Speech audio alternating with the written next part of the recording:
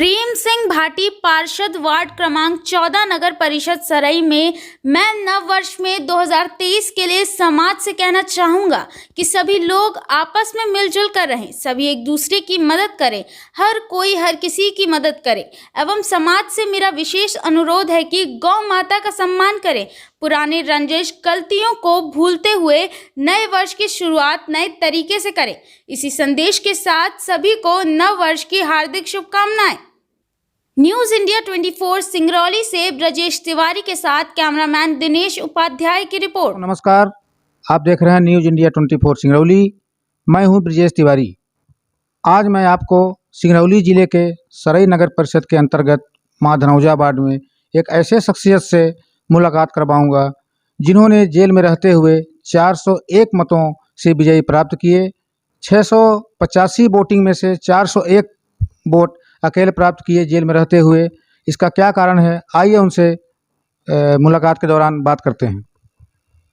जी, सबसे पहले अपना परिचय बताइए। जी नमस्कार ब्रजेश जी, मेरा नाम प्रेम सिंह भाटी है और मेरा जन्मस्थली राजस्थान है, लेकिन मैंने अपना कर्मभूमि जो है वो मध्य प्रदेश की ग्राम पंचायत घोघरा को चुना, जो सरई तहसील के अंतर्गत आती है।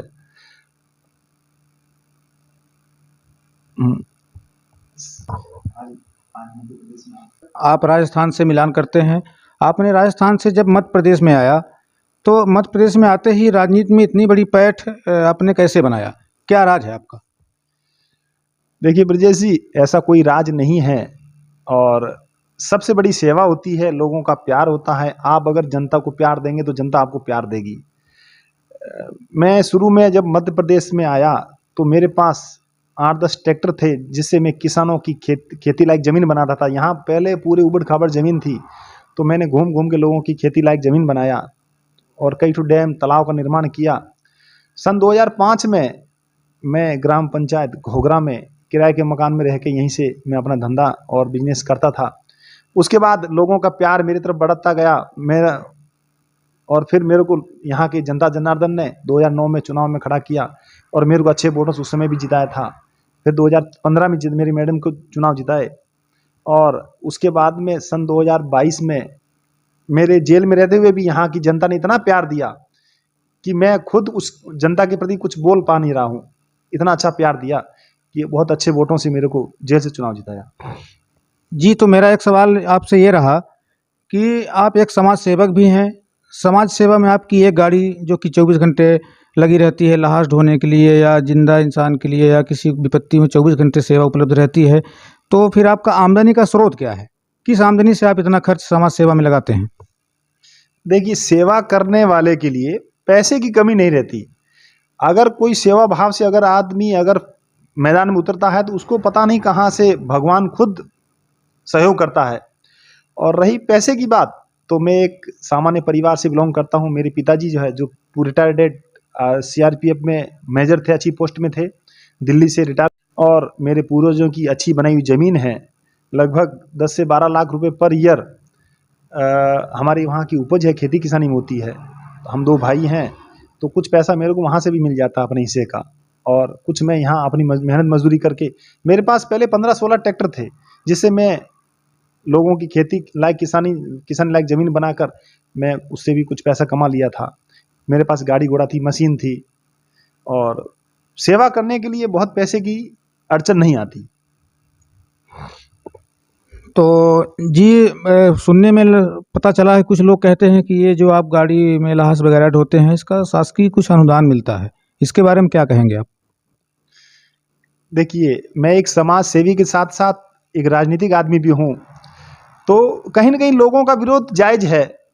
और क्योंकि मैं राजस्थान से आकर यहाँ सेटल हुआ हूँ, तो कुछ तो देखिए लोगों की भावना रहेगी मेरे प्रति।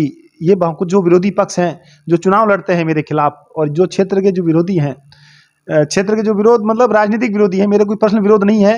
राजनीतिक विरोध में ये सब बातें होती रहती है। विरोध कुछ न कुछ लोग उल्टांग विरोध भी करते हैं कि प्रेम सिंह जब लाश ढोता है उसको 5,000 रुपये सरकार की तरफ से, कलेक्टर साहब की तरफ से या TI सरई की तरफ से 5,000 रुपये की पर बॉडी ढोने का मिलता है। ये सब उलूल जुलूल बातें हैं। ये सब इसकी हकीकत आप मीडिया के माध्यम से आप कलेक्टर सर से और थाना प्रभारी सर से भी पूछ सकते हैं। ऐसी कोई बात नहीं है, और मेरी भावना है, मेरा धर्म है, मेरा फर्ज है। मैं लोगों के प्रति अधिक से अधिक काम आऊँ और लोगों की सेवा करूँ, और बाकी ऐसी कोई बात नहीं है जो कहीं से पैसे लाऊं। जी, आप सिंगरौली जिले के सबसे बड़ी गौशाला आप चलाते हैं, उस गौशाला में कितने गायों की सीट है कुल? देखिए हमारे यहाँ जो गौ शेड बना है, गौशाला का जो बिल्डिंग बनी है, वो कैपेसिटी सिर्फ 100 गाय की है।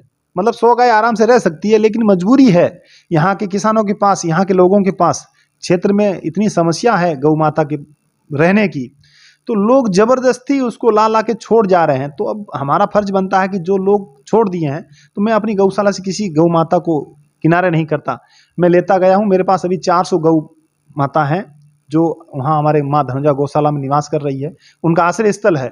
और मैंने एक सरकार से आवेदन करके एक नई गौशाला का भी निर्माण अभी वर्तमान में चालू है, जो लगभग 10 से 15 दिन में कंप्लीट हो जाएगी। तो 400-500 गाय मैं अपनी गौशाला में रख सकता हूँ। तो सर, अगर 100 गायों की सीट है तो शासन से आपको 100 गायों का अनुदान मिलता होगा, बाकी आप 300 गायों का मैनेज कहाँ से करते हैं?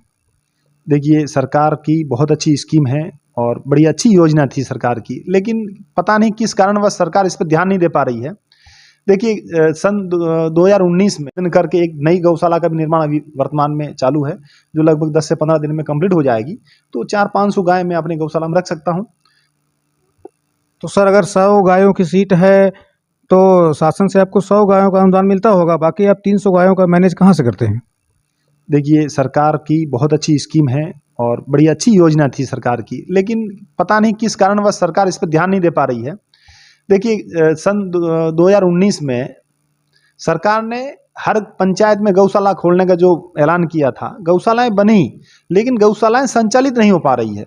ना होने का कारण कहीं ना कहीं सरकार का जो अनुदान है वो समय से नहीं मिलना, लोगों का जो गौशालाओं के प्रति जो रहना चाहिए, क्षेत्रीय लोगों को या यहाँ के बिजनेसमैन हैं या यहाँ के जो समाज सेवी हैं, अगर वो सहयोग करें गौशालाओं में, तो हमको लगता है पूरे ज़िले में अगर 100 गौशालाएं हो जाए, तो जो गौ माता भटक रही है रोड पे जो, और किसानों की जो फसल नष्ट हो रही है गौ माता के उसमें, ये फसल नष्ट होना बंद हो जाएगी।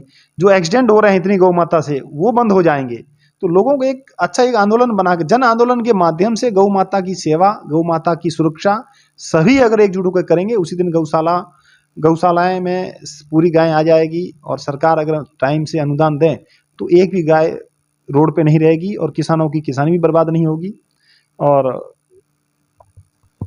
तो सर, पब्लिक जनता ने आपके साथ इतनी सहानुभूति दिखाई, तो आप समाज के लिए और गौ पालकों एवं गौ रक्षकों के लिए नव वर्ष में क्या संदेश देना चाहेंगे?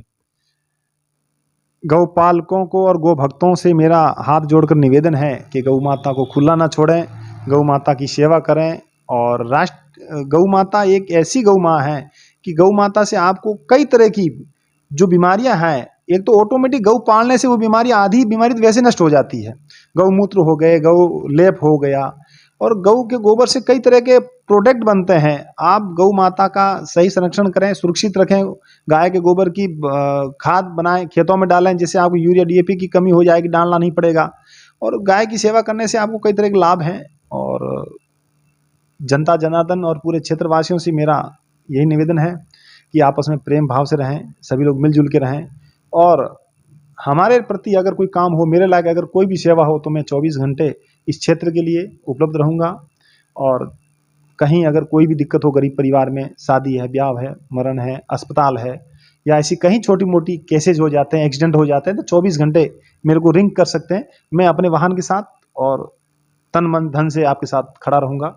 और नव वर्ष की हार्दिक शुभकामनाओं के साथ सबको प्रणाम। जी, धन्यवाद।